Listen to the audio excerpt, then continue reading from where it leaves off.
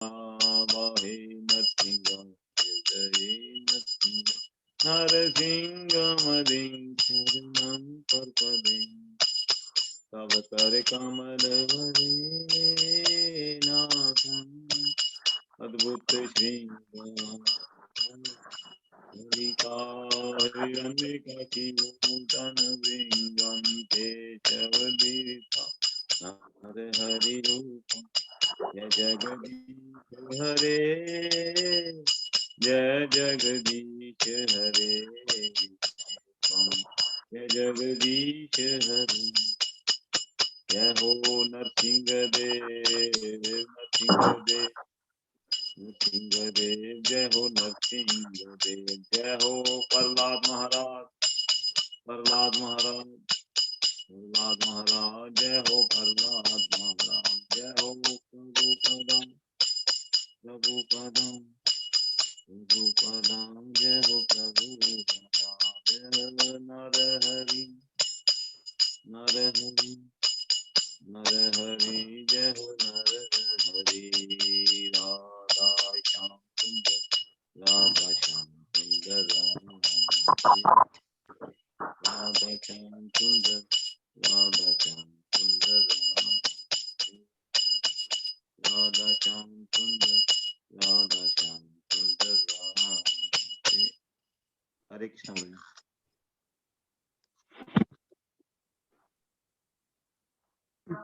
नमो विष्णुपादाय कृष्ण पृष्ठाय भूतले श्रीमते नवयोगेंद्र स्वामी नामिने नमस्ते प्रभुपाद देवे नाम संकीर्तन प्रचारिणे निर्विशेष शून्यवादी समस्त देश तारिणे। हम सबका स्वागत है आज की इस भगवत गीता की कक्षा में। हम लोग चर्चा कर रहे हैं श्रीमद् भगवत गीता चतुर्थ अध्याय और श्लोक संख्या कल हमने 26 किया था, आज हम 27 को समझने का प्रयास करेंगे। लेकिन उससे पहले हमने 26 में क्या देखा उसके बारे में थोड़ा सा पूछेंगे आप लोगों से। अक्षित प्रभु माइक म्यूट कर सकते हैं, अलका माता जी और विक्रम प्रभु धीरज प्रभु का माइक ऑन है, इनको बंद कर दीजिए। तो जो भी व्यक्ति कल जो हमने पढ़ा उसके बारे में बताना चाहे वो रेज हैंड कर सकता है या माइक ऑन कर सकता है।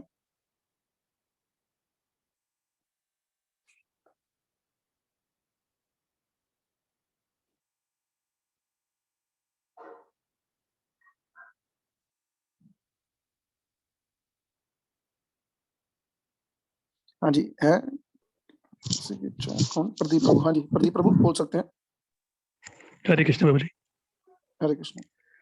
कल प्रभु हमने ये सीखा था कि जैसे जो एक ब्रह्मचारी के बारे में और एक गृहस्थ के बारे में कि ये जो जैसे हमारे जो मानव जीवन के 4 आश्रम बने हुए हैं, तो जो ब्रह्मचारी होते हैं तो ये मतलब कि जो अपनी जो गुरु की देख रेख में उनसे श्रवण कर करके जो अपना जो अपनी जो इंद्रियां हैं उनको इंद्रिय विषय से दूर रखते हैं।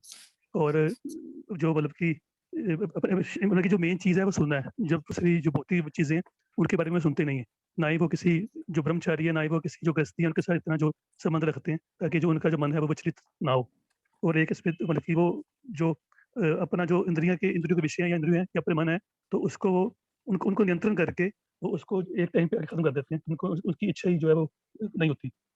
और दूसरा से दिखा था जो हमारे ग्रस्त हैं जिनको इंद्रिय तृप्ति के लिए थोड़ी सी छूट मिली हुई है, तो पहले तो जो वो इस जीवन में प्रगति करें तो धीरे धीरे उनको ये जो चीज़ है इसको खत्म करना पड़ेगा।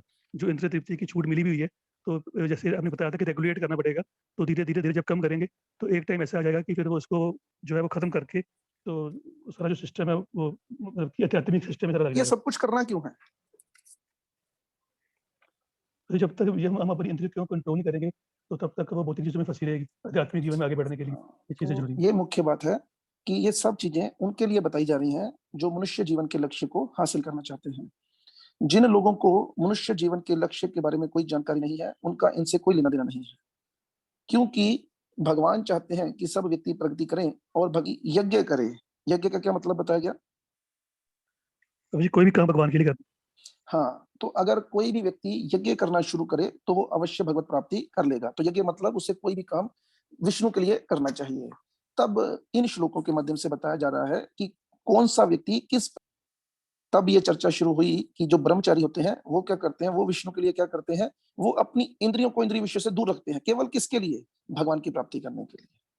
वो भगवान की सेवा में लगते हैं, भगवान के बारे में सुनते हैं, अपने आप को भौतिक चीजों से दूर रखते हुए भगवत प्राप्ति कर लेते हैं। लेकिन इसके बिल्कुल विपरीत ग्रस्त व्यक्ति क्या करता है, वो अपनी इंद्रियों को क्योंकि पूरी तरह से कंट्रोल नहीं कर पाता, इसलिए वो क्या करता है, वो इंद्रिय विषयों में लगता है, लेकिन लग कर भी बाद में उनको रेगुलेट भोग नहीं करता, क्योंकि उसको भी भगवत प्राप्ति करनी है।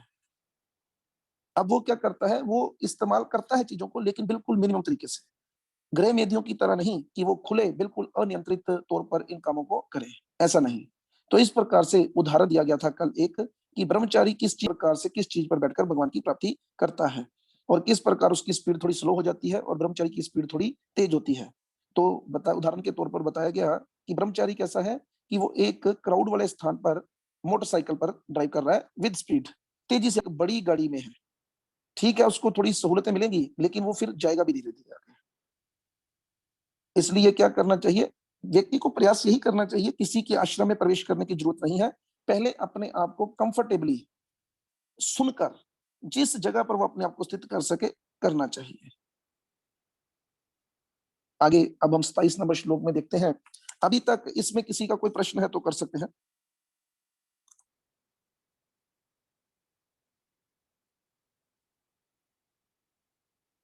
ओके, तो 27 नंबर श्लोक की तरफ हम 28 नंबर श्लोक की तरफ, इसकी तरफ 27 नंबर, तो कहते हैं, सर्वाणि इंद्रिय कर्माणि प्राण कर्माणि च अपरे आत्म संयम योग अग्नो जुह्वति ज्ञान दीपिते।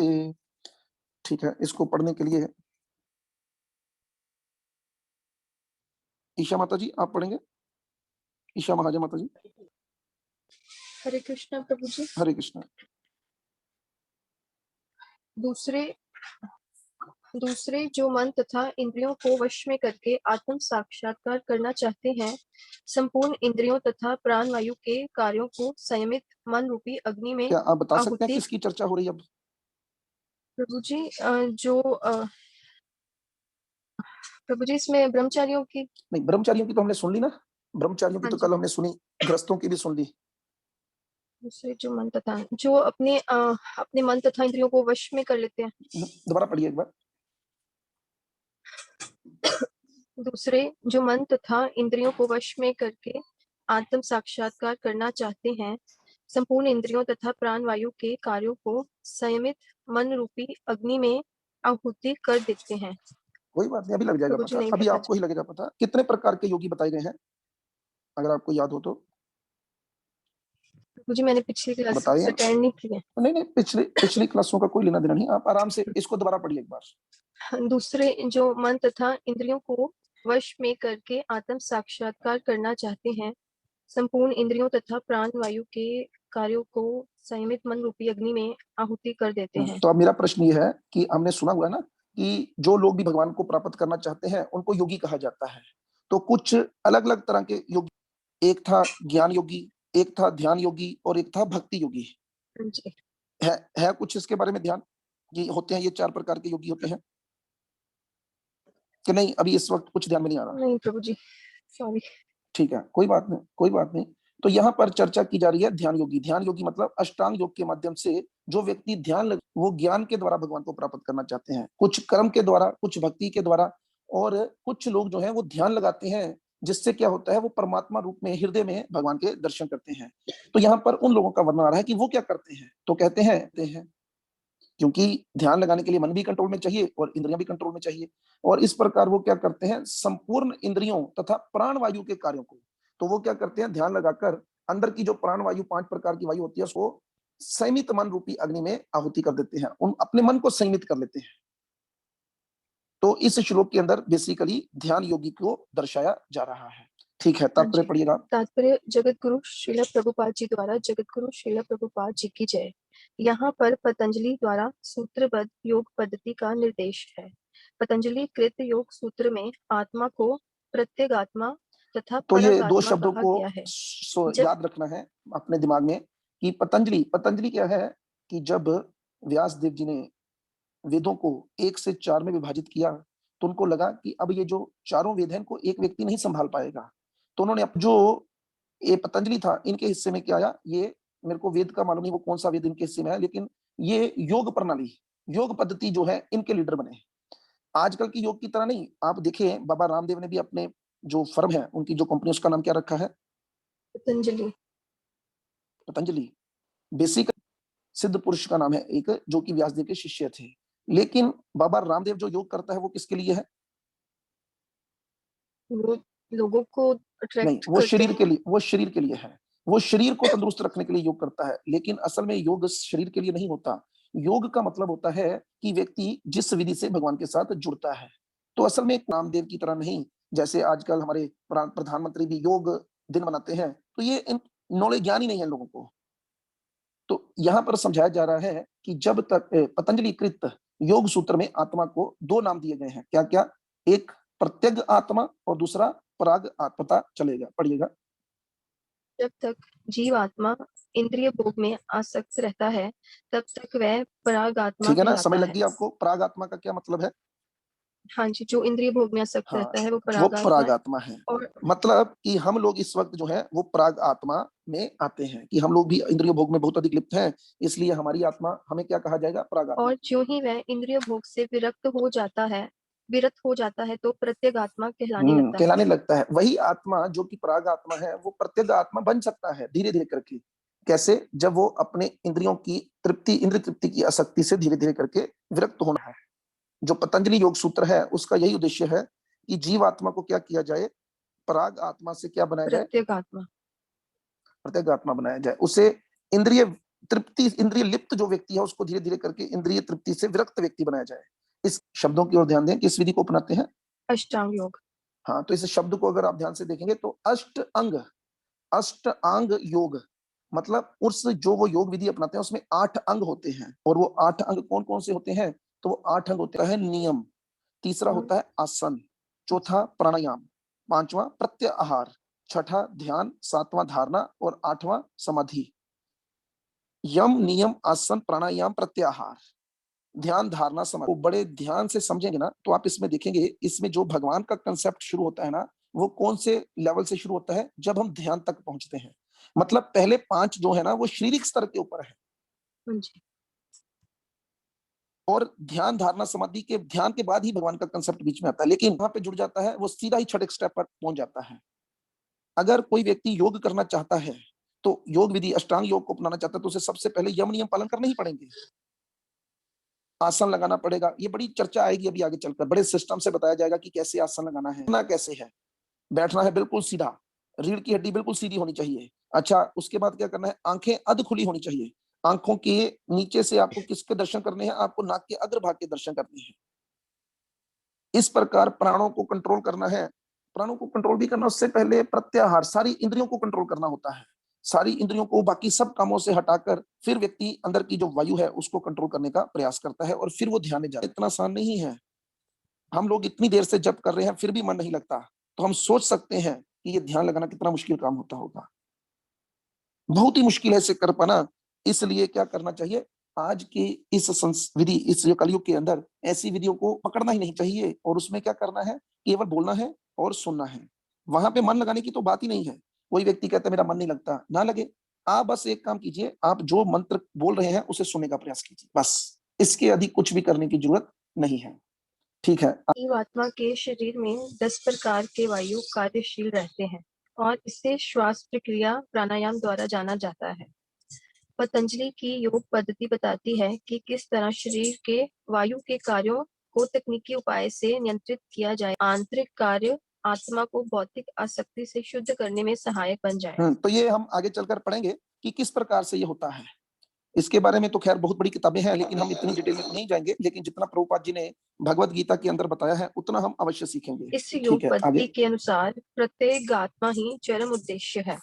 ये प्रत्येक आत्मा पदार्थ की क्रियाओं से प्राप्त की जाती है। इंद्रियां इंद्रिय विषयों से प्रतिक्रिया करती हैं, यथा कान सुनने के लिए, आंख देखने के लिए तथा हाथ स्पर्श के लिए है।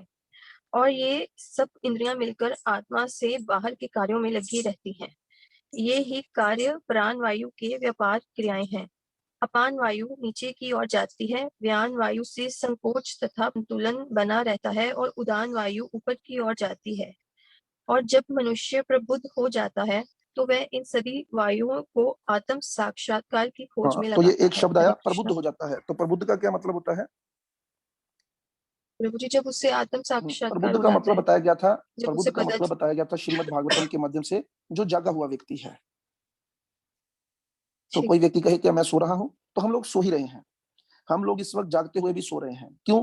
क्योंकि हम अभी उत्कंठा के साथ जागे हैं। हर व्यक्ति जागा है तभी तो क्लास सुन रहा है ना, थोड़ा बहुत जागा है, लेकिन इतनी उत्कंठा नहीं है अभी। हम लोग क्या करना चाहते हैं? हम अपना ही कल्याण नहीं करना चाहते। एक बार मैं एक कथा सुन रहा था, तो उसमें बताया गया कि कोई व्यक्ति कहता है कि जब तब उन्होंने कहा कि नहीं, भगवान की कृपा है सबके ऊपर। तो उन्होंने कहा कि अगर हम कृपा को 100% माने और उसे 4 भागों में डिवाइड कर दें, तो 25% कृपा है भगवान की। आपको क्या लगता है, भगवान सब पर कृपा करते हैं कि नहीं करते हैं? प्रभु जी करते हैं। तो इसका मतलब जो 25% हो, लड़की हो, गोरा हो, काला हो, मोटा हो, पतला हो, जैसा मर्जी हो, भगवान हर एक पर कृपा कर रहे हैं। कहते फिर 25% कृपा होती है शास्त्रों की। तो आपको क्या लगता है कि सब लोगों के पास ये भगवत गीता, भागवतम के शास्त्र होते हैं? प्रभु जी, सबके पास तो नहीं होते। लेकिन हाँ हमारे जी। पास है। देखो, इसका मतलब हम पर वो भी कृपा हो गई। हमें 50। फिर 25% कृपा होती है गुरु की। सबको गुरु नहीं मिलता। सबको प्रभुपाद जैसे संतों का दर्शन, संतों का आश्रय नहीं मिलता, लेकिन हमें वो भी मिल गया। तो इस प्रकार हमारे पर कृपा कितनी हो गई? 75%। फिर भी हम भक्ति में याद रखनी चाहिए, इस भक्ति मार्ग में 99% नहीं चलता। अगर आपको भगवत धाम जाना है ना, तो आपको कितने नंबर होने चाहिए? 100%। 100%।